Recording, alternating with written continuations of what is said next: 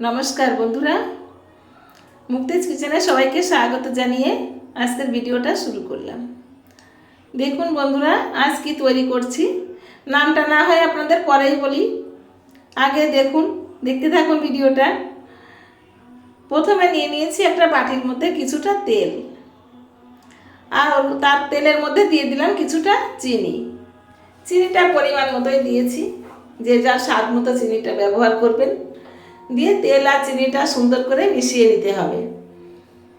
তেল আর চিনিটা যখন ভালোভাবে মেশানো হয়ে যাবে তখন দিয়ে দেবো হাফ বাটি আমের পাল্প। আমের পাল্পটা আমি আগে থেকে তৈরি করে রেখেছিলাম, সেটা দেখানো হয়নি।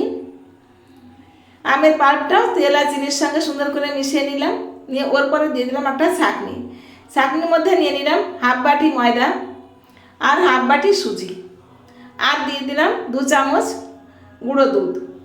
এই শুকনো উপকরণগুলো সুন্দর করে চেলে আমি আমার আমের পাল্পের ভিতরে দিয়ে দিলাম।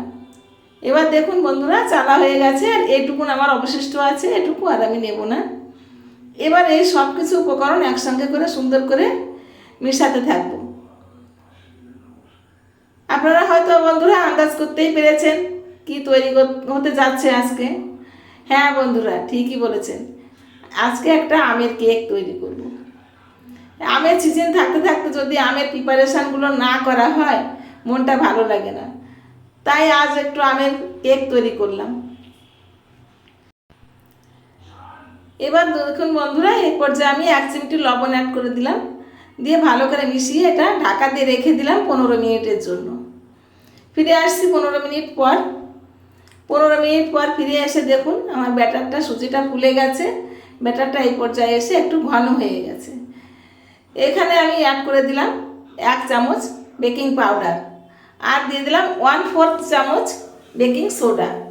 বেকিং পাউডার বেকিং সোডাটা সুন্দর করে আলতো হাতে মিশিয়ে নিতে হবে, এটা বেশি ফেটানো যাবে না। দেখুন ব্যাটারটা কতটা ঘনত্ব হয়েছে। এবার একটা বাটি নিয়েছি আমি, বাটিটার মধ্যে আগে থেকে একটু তেল ব্রাশ করে রেখেছিলাম, সেটা দেখানো হয়নি বন্ধুরা। তারপরে একটু ময়দা ছড়িয়ে ঘুরিয়ে পুরো বাটিটা লাগিয়ে নিলাম। এবার এই ব্যাটারটা আমি এই বাটিটার মধ্যে দিয়ে দিচ্ছি। যা হোক বন্ধুরা, আমার ভিডিওগুলো যদি আপনাদের ভালো লেগে থাকে তাহলে একটু কমেন্টে জানাতে ভুলবেন না কিন্তু। এদিকে একটা কড়াই বসিয়ে দিয়েছিলাম গ্যাসের উপরে, দিয়ে একটা স্ট্যান্ড দিয়ে দিয়েছি, আর ওই স্ট্যান্ডের উপর বাটিটা বসিয়ে দিলাম, দিয়ে ঢাকা দিয়ে দিলাম। এবার আমি অপেক্ষা করব 10 মিনিট। আর দেখুন আমার ঢাকাটায় একটু ছোটো ছোটো 3টে ছিদ্র ছিল, সেখানে আমি একটু কাগজ দিয়ে আটকে দিয়েছি। তো বন্ধুরা, ফিরে আসছি 10 মিনিট পর। 10 মিনিটে দেখুন আমার কেকটা এই পর্যায়ে এসছে। এখন আমি এতে অ্যাড করে দেবো কিছুটা ড্রাই ফ্রুটস। ড্রাই ফ্রুটসের মধ্যে আমি নিয়েছি কাজু বাদাম আর আমন্ড বাদাম, আমি আর কিছু দিইনি। আপনারা চাইলে আপনাদের পছন্দ মতো আরও অনেক কিছু দিতে পারেন এর উপরে, কিন্তু আমি শুধু এই দুটোই দিয়েছি। দিয়ে আবার ঢাকা দিয়ে দিলাম 30 মিনিটের জন্য। ফিরে আসছি 30 মিনিট পর। দেখুন একটু আমার কেকটা কাঁচা থেকে গেছে, আমি আরও 5 মিনিট এটা কুক করব। 5 মিনিট পর দেখুন বন্ধুরা, কেকটা কত সুন্দর হয়েছে, দেখুন ফেটেও গেছে। কালারটা শুধু দেখুন বন্ধুরা, আর কত সুন্দর ফুলেছে কেকটা, অসাধারণ। যাই হোক বন্ধুরা, দেখুন এবার দেখুন একদম পারফেক্ট হয়ে গেছে। এবার আমি এটা ঠান্ডা করে নামিয়ে নেব। আমার ভিডিওটা আপনাদের আজকে কেমন লাগলো বন্ধুরা জানাবেন কমেন্টে।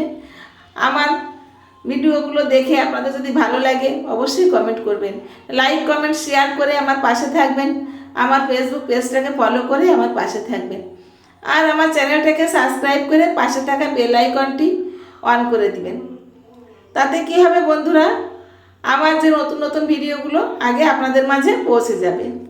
এবার দেখুন আমি কেকটা বাটি থেকে সারিয়ে নেব, উঠিয়ে নেব। তার জন্য আমি দেখুন এই যে কেকটা বেশিক্ষণ লাগেনি, যাই হোক একটু ট্যাক ট্যাক করলেই কেকটা নেমে গেছে। দেখুন তো কত সুন্দর হয়েছে কেকটা, কালারটা দেখুন শুধু বন্ধুরা, যেমন নিচটা হয়েছে তেমন উপরটা হয়েছে, অনেক সুন্দর হয়েছে। এবার আমি আপনাদেরকে কেকটা কেটে দেখাবো যে কেমন হলো, কেকটার ভেতরটা কতটা জালিদার হয়েছে সেটা আপনারা দেখতে পাবেন কাটার পর। আমি এইরকম পিস পিস করছি, আপনারা আপনাদের পছন্দ মতো শেপ দিয়ে কেটে নেবেন, কোনো কথা নেই সেখানে। কিন্তু বন্ধুরা, আজকের ভিডিওটা প্রায় শেষের দিকে, তাই আপনাদেরকে বলবো সবাই ভালো থাকবেন, সুস্থ থাকবেন, আর অপেক্ষা করবেন নতুন ভিডিওর জন্য। আপনাদের ভালোবাসায় আমি যেন এগিয়ে যেতে পারি, তাই আপনারা ভালোবেসে আমার পাশে থাকবেন প্লিজ। ধন্যবাদ সবাইকে।